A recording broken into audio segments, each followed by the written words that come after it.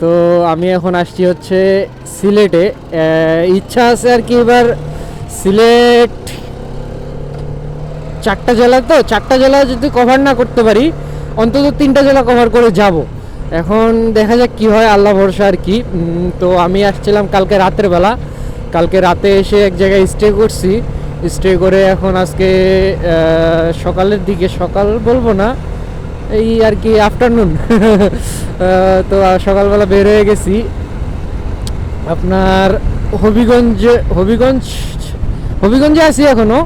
তো হবিগঞ্জের এই সাইড দিয়ে আর কি আমরা শ্রীমঙ্গল যাব, তারপরে শ্রীমঙ্গল থেকে দেন সিলেট, সিলেট থেকে পরে সুনামগঞ্জ, এভাবে আর কি 4টার কভার করার প্ল্যান আছে। এখন দেখি কয়টা কভার করতে পারি, কি অবস্থা, কেমনে কি হয় এই আর কি। তো চলেন সামনে যাইতে যাইতে দেখা হচ্ছে। বেশি কথা বলে আপনাদেরকে ডিস্টার্ব করব না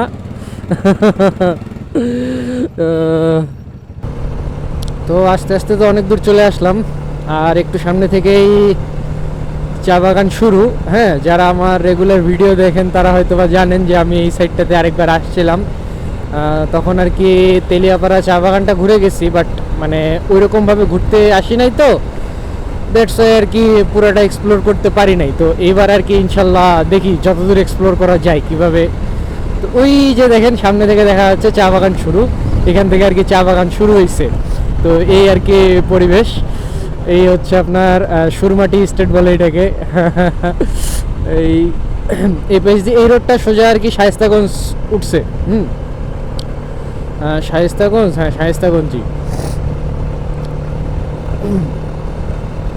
তো এই রোড ধরে আমরা আগাইতে থাকি, আগাইতে আগাইতে দেখা যাক কি অবস্থা, কই ব্রেক দেই, কোথায় মন আটকায়, যেখানে মন আটকাবে সেখানেই ব্রেক হবে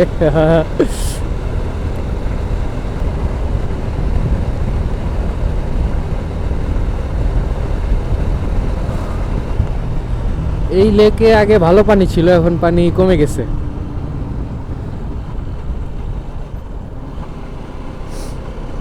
এই হচ্ছে লেকের পরিস্থিতি।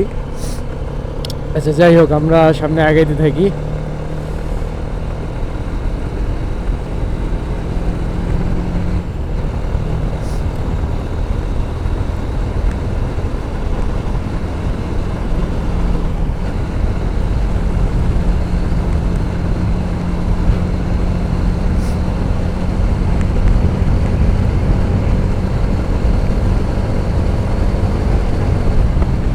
এই হচ্ছে তেলিয়াপাড়া টি স্টেট, এই পাশ দিয়ে তেলিয়াপাড়া চা বাগান।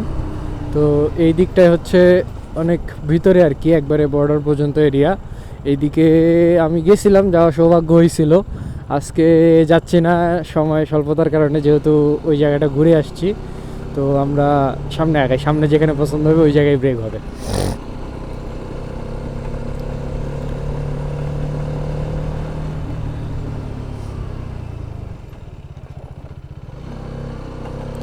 তো এইসব রাস্তায় হচ্ছে কর্নারিং সুন্দর, এবং যারা বাইক নিয়ে আসবেন রাস্তার প্রেমে পড়ে সব কিছু ভুলে যায় না ভাই।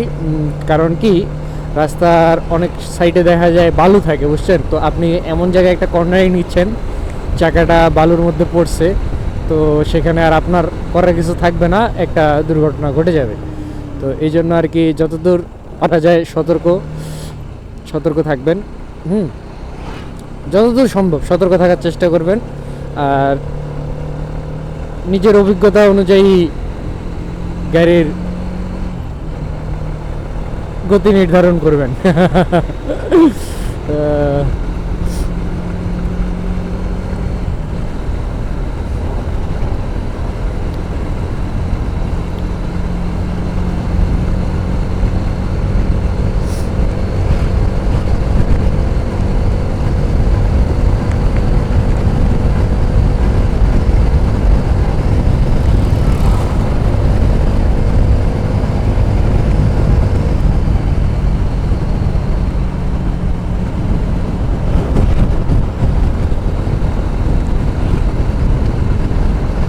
তো সিএনজিটা কীভাবে বের হয়েছিল দেখছেনই তো, আমি কর্নারিং নিচ্ছি আর সিএনজিটা কর্নারিংয়ে ক্রস করার চেষ্টা করতেছে।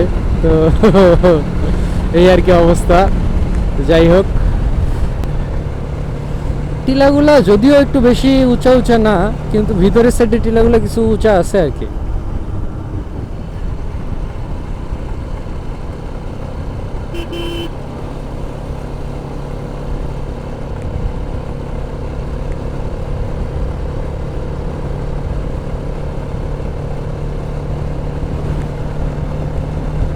এই হলো অবস্থা। ওই যে একটা ব্রিজ দেখা যায়, তার মানে হচ্ছে ওই পাশে যাতায়াত ব্যবস্থা আছে। যেহেতু যাতায়াত ব্যবস্থা আছে, আমি দেখি যাওয়ার চেষ্টা করব। হ্যাঁ, কারণ আমার এইসবই এক্সপ্লোর করতে একটু বেশি ভালো লাগে সর্বদাই। তো দেখি কি অবস্থা, আমি তাহলে এই পাশে ঢুকি, যেহেতু যাতায়াত ব্যবস্থা আছে সুতরাং এ পাশে যাওয়া যায়।